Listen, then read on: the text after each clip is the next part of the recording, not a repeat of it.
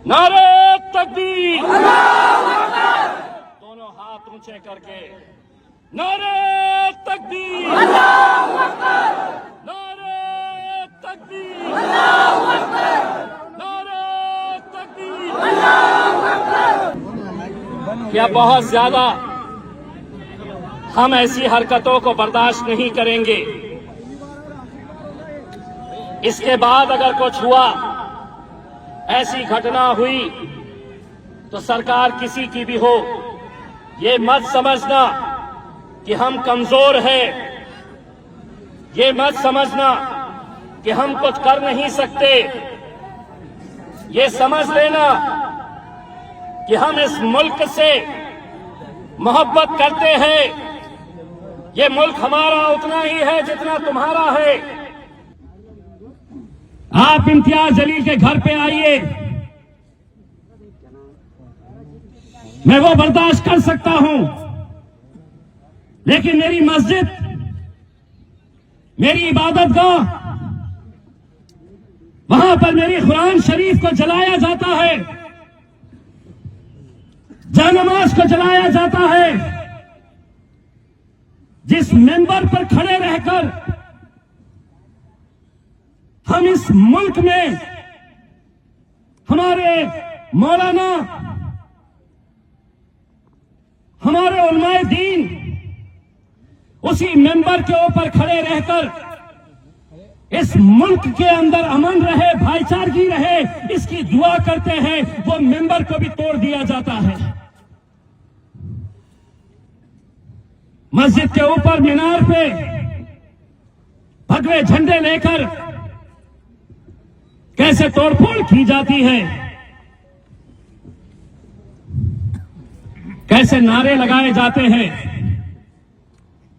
मैं उन तमाम गुंडों से एक बात पूछना चाहता हूं, आपका मजहब, आपका धर्म आपका है, मेरा मजहब मेरा है, लेकिन जब मस्जिद में आप आतंक मचा रहे, तोड़फोड़ कर रहे, हाथ में भगवे झंडे लेकर भगवान राम के नारे लगा रहे, तो मैं तुमसे पूछना चाहता हूं, किस मजहब ने और किस भगवान ने तुम्हें ये इख्तियार दिया है, ये इजाजत दी है कि जाओ किसी दूसरे मजहब की इबादतगाहों के अंदर जाकर इस तरह की तोड़फोड़ करो। मेरा मजहब क्या है, बहुत दूर जाने की जरूरत नहीं। इसी किराड़पुरे के राम मंदिर के ऊपर जब हमला हो रहा था, तो कोई हिंदुत्ववादी संगठन का माइकल लाल वहां पर आकर खड़ा नहीं हुआ था। अगर वहां पर चट्टान की तरह खड़ा था तो इम्तियाज जलील खड़ा था।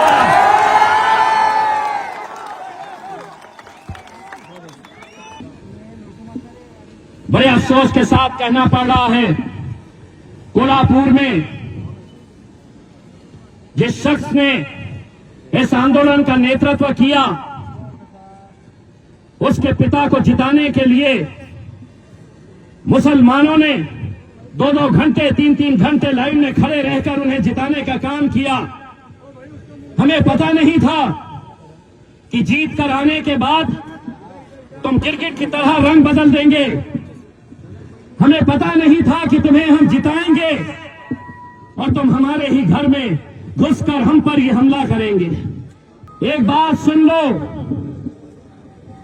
दूसरी राजनीतिक पार्टियों में और हमने ये फर्क है कि हम शेर के बच्चे पालते हैं, हिजड़ों की फौज हम अपने साथ रखते हैं। और एक पैगाम सरकार को दे रहे हैं अच्छी तरह से, ये एक बार हुआ है और हम उम्मीद करेंगे कि ये आखिरी बार रहे, क्योंकि हम नरेंद्र मोदी और उनकी हुकूमत के खिलाफ है। मुसलमान ये उम्मीद के ऊपर कि ये हमारा साथ देंगे। लेकिन आज पूरे महाराष्ट्र के अंदर जहां कहीं पर भी, चाहे वो कांग्रेस हो, राष्ट्रवादी कांग्रेस हो, शिवसेना हो, ये जब निवेदन देने के लिए जा रहे हैं, इनकी तस्वीरें जरा गौर से देखो। उन तस्वीरों के अंदर गैर कौम का कोई आदमी उनके साथ खड़ा नहीं नजर आ रहा है। किसी को बेघर किया जा रहा है, चाहे फिर वो मुसलमान हो, हिंदू हो।